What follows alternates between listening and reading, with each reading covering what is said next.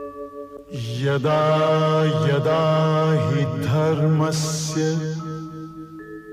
ग्लानिर्भवति भारत अभ्युत्थानम् अधर्मस्य तदात्मानं सृजाम्यहम् परित्राणाय साधूनां विनाशाय च दुष्कृतां धर्म संस्थापनार्थाय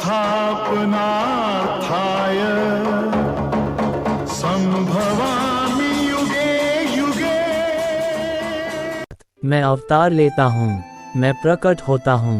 जब जब धर्म की हानि होती है तब तब मैं आता हूँ।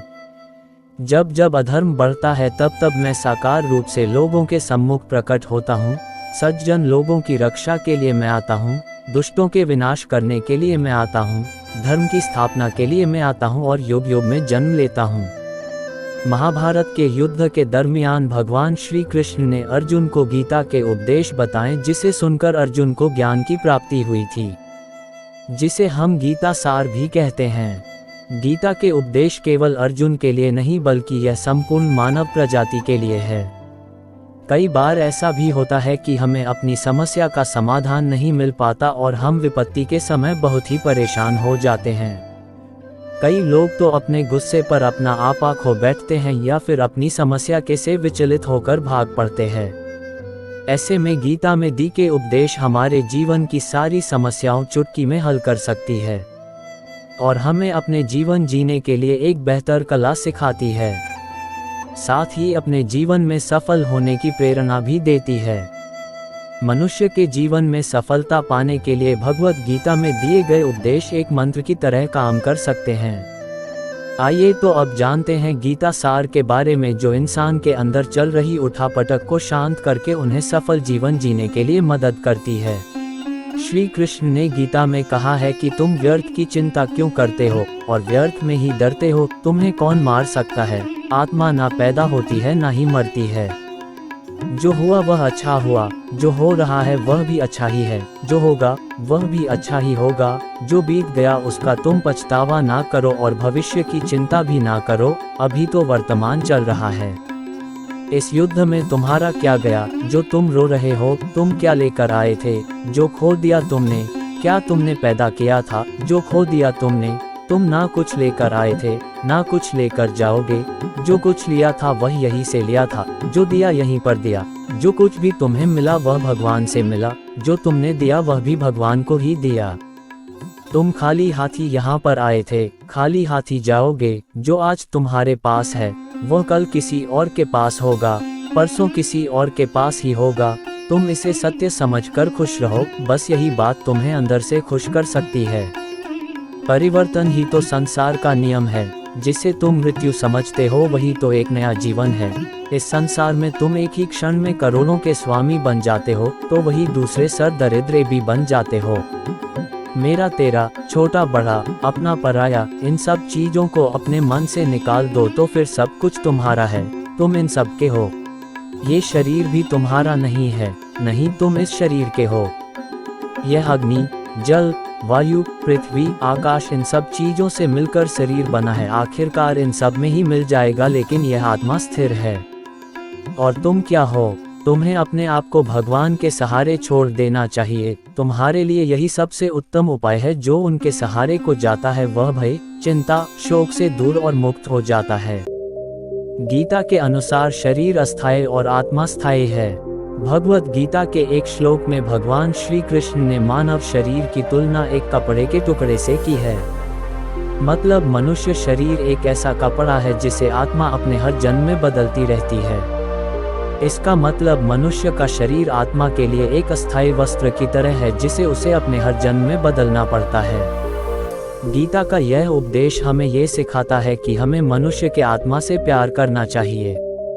उनकी पहचान उनके आत्मा से करनी चाहिए। हमें मनुष्य के शरीर से आकर्षित नहीं होना चाहिए।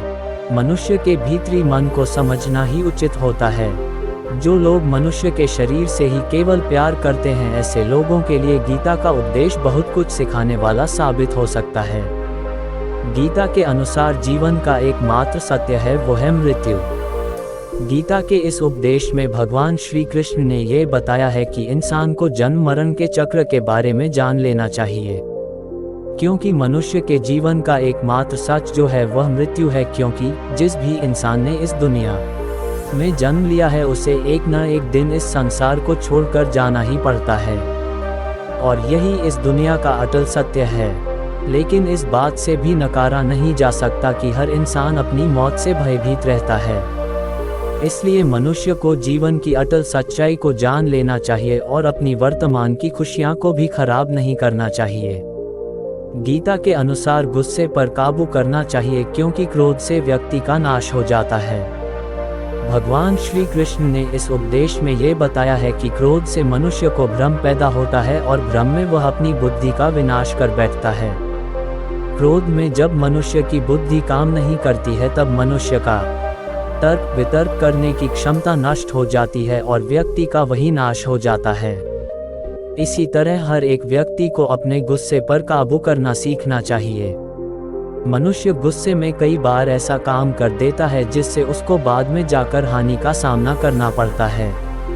वही अगर मनुष्य अपने क्रोध पर काबू नहीं कर पाए तब वह कोई गलत कदम उठा बैठता है। जब भी मनुष्य के मन में क्रोध की भावना उत्पन्न होती है तब मनुष्य का मस्तिष्क काम करना बंद कर देता है और वह सही गलत का वह उचित फैसला नहीं ले पाता। इसलिए हमेशा मनुष्य को अपने क्रोध को काबू में रखना चाहिए और अपने मन को शांत रखना चाहिए, क्योंकि गुस्से में लिया गया फैसला आपको गहरी क्षति पहुंचा सकता है। गीता के अनुसार व्यक्ति अपने कर्मों को नहीं छोड़ सकता है।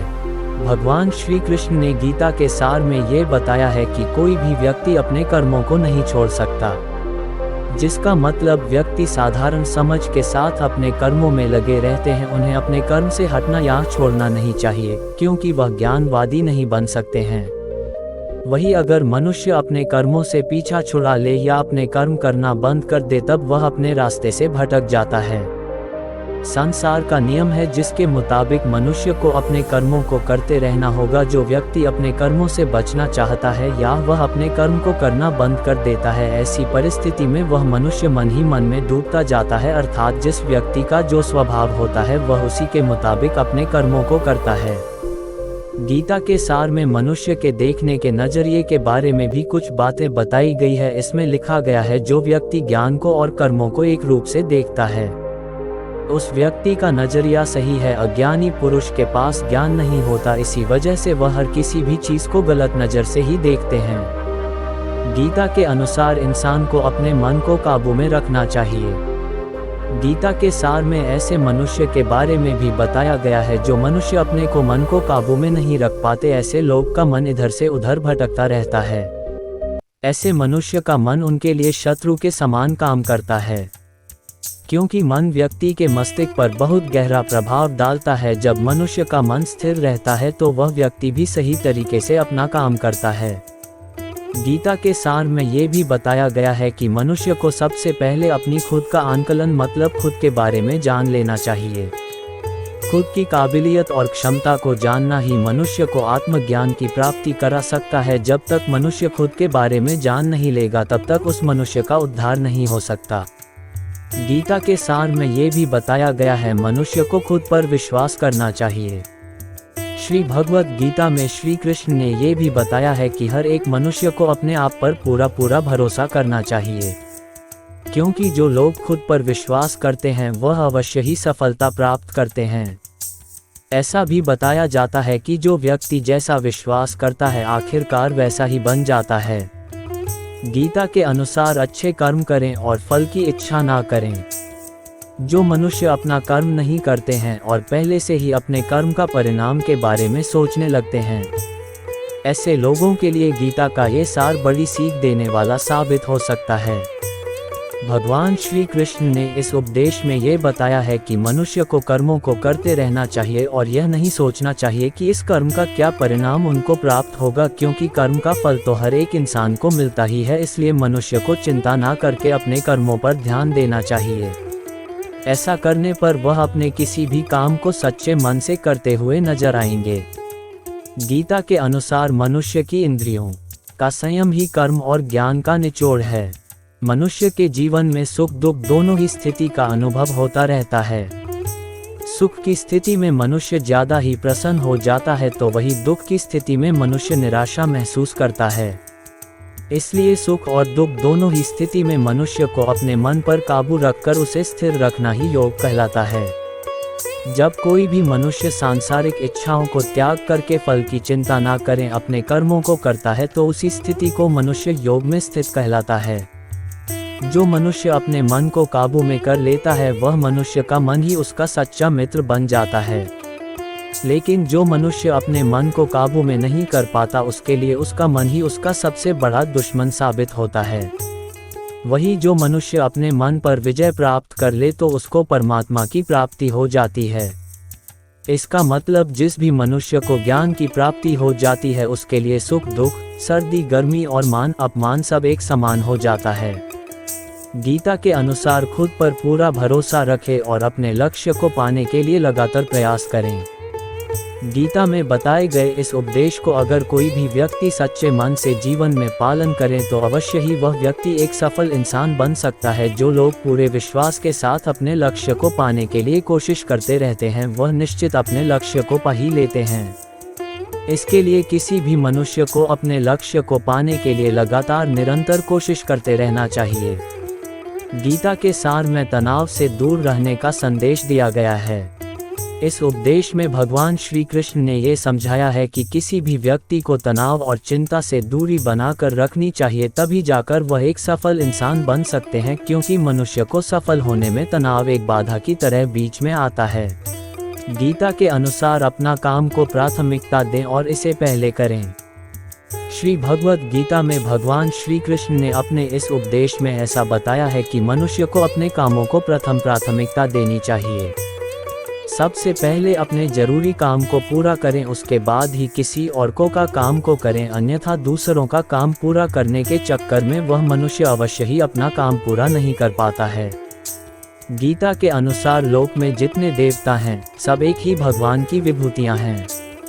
श्री भगवद गीता में भगवान श्री कृष्ण ने ये भी उपदेश दिया है कि संसार में एक ही भगवान के अनेक स्वरूप है और संसार में लोग भगवान के अलग अलग स्वरूप की पूजा भी करते हैं, क्योंकि वह उनकी अलग अलग शक्तियों पर भरोसा करते हैं। लेकिन मनुष्य को ये बात का भी ज्ञान होना चाहिए कि सभी भगवान एक ही भगवान का स्वरूप है। मनुष्य के अच्छे और बुरे दोनों ही भगवान का शक्तियों का रूप है, अर्थात ब्रह्मांड में जितने देवता है वह सारे ही देवता एक ही भगवान का अनेक स्वरूप है, जिनकी मनुष्य कभी पीपल के रूप में पूजा करते हैं तो कोई पहाड़ के रूप में। भगवान अनगिनत है जिनका कोई अंत नहीं है, लेकिन मनुष्य अपनी अपनी आस्था के अनुसार अपने देवी देवताओं की पूजा करते हैं। लेकिन सत्य यह है कि सारे देवी देवता है एक ही भगवान का स्वरूप है। गीता के अनुसार जो लोग भगवान का सच्चे मन से ध्यान लगाते हैं वह पूर्ण सिद्ध योगी माने जाते हैं। भगवद गीता सार में भगवान श्री कृष्ण ने ऐसा भी कुछ बताया है कि मनुष्य अगर सच्चे मन से भगवान की पूजा आराधना करते हैं, अपना पूरा ध्यान सच्चे मन से भगवान की ओर लगाते हैं तो उन लोगों को अवश्य ही सिद्धि की प्राप्ति होती है। ऐसा भी बताया जाता है कि जो मनुष्य अपने शरीर के सभी इंद्रियों पर काबू पा लेता है और सुख और दुख सभी परिस्थितियों में समान भाव से रहता है और संसार के सभी प्राणियों के हित में लगा रहता है, ऐसे मनुष्य को ईश्वर की कृपा हमेशा बनी रहती है। गीता के अनुसार काम को मन लगाकर करें और अपने काम में खुशी खोजें। जो मनुष्य अपने सभी काम में मन लगाकर अपना कार्य करते हैं और वह छोटे से छोटे कार्यों में भी खुशी ढूंढ ही लेते हैं, वह लोग निश्चित ही अंत में सफलता प्राप्त करते हैं। वहीं दूसरी तरफ ऐसे मनुष्य भी होते हैं जो अपने काम को बस एक बोझ समझकर बस पूरा कर देना चाहते हैं और अपने किसी भी काम को पूरा सही ढंग से नहीं करते हैं, तो ऐसे मनुष्य हमेशा ही अपने जीवन में पीछे रह जाते हैं। गीता के अनुसार किसी भी तरह की अधिकता इंसान के लिए बन सकती है बड़ा खतरा। भगवद गीता में भगवान श्री कृष्ण ने यह बताया है, मनुष्य के लिए किसी भी चीज़ की अधिकता उनके लिए हानिकारक साबित हो सकती है। ये किसी भी प्रकार की अधिकता हो सकती है, कड़वाहट हो या फिर मधुरता, खुशी हो या गम। हमें कभी भी किसी भी चीज़ की अति करना हमारे लिए नुकसानदायक साबित हो सकती है। जीवन में संतुलन बनाए रखना है बहुत जरूरी है। जब तक मनुष्य अपने जीवन में संतुलन नहीं बनाएगा तब तक मनुष्य अपने जीवन को खुशी से व्यतीत नहीं कर सकता। इसलिए मनुष्य को अपने जीवन में किसी भी चीज़ को ज़्यादा करने से बचना चाहिए और जीवन में संतुलन बनाकर रख सही है। भगवद गीता सार में बताया गया है कि स्वार्थी नहीं बने। भगवान श्री कृष्ण ने गीता सार के माध्यम से एक बहुत बड़ी ज्ञान की बात कही है। जो मनुष्य बहुत मतलबी होते हैं और उनको बस अपने मतलब से मतलब होता है और वह अपना मतलब पूरा करने के लिए कुछ भी कर सकते हैं, उन लोगों का कभी भी भला नहीं होता। आपको ये बात भी बता दे, मनुष्य का स्वार्थ उसे अन्य लोगों से दूर ले जाकर उसे नकारात्मक स्थिति और ले जाता है, जिससे वह व्यक्ति संसार में अकेला रह जाता है। वही गीता में ये भी कहा गया है कि एक स्वार्थी व्यक्ति शीशे में फैले धूल की तरह होता है, जिसकी वजह से वह व्यक्ति अपना सही प्रतिबिंब कभी देख नहीं पाता। इसलिए किसी भी व्यक्ति को अगर जीवन में खुशी पूर्वक अपना जीवन व्यतीत करना हो तो अपने स्वार्थ को कभी भी अपने पास नहीं आने दे, क्योंकि एक स्वार्थी मनुष्य दोस्ती में भी अपना स्वार्थ निकालने की कोशिश करता रहता है। इसलिए जीवन में ऐसा मनुष्य बने जो अपने साथ साथ लोगों की भलाई के बारे में भी सोचे, तभी जाकर वह मनुष्य एक सफल और खुशीपूर्वक अपना जीवन व्यतीत करता हुआ नजर आता है। गीता के अनुसार ईश्वर हमेशा मनुष्य का साथ देता है। ईश्वर हमेशा ही अपने भक्तों का साथ देते रहते हैं। जो मनुष्य इस प्रभावशाली सत्य को मान लेता है तो उसका जीवन पूरी तरह से बदलता हुआ उसे महसूस होता है, क्योंकि संसार का निर्माण भगवान ने ही किया है और वही इस पूरे संसार को चला रहे हैं। इंसान तो बस एक कठपुतली है जो भगवान के इशारों पर चल रही है।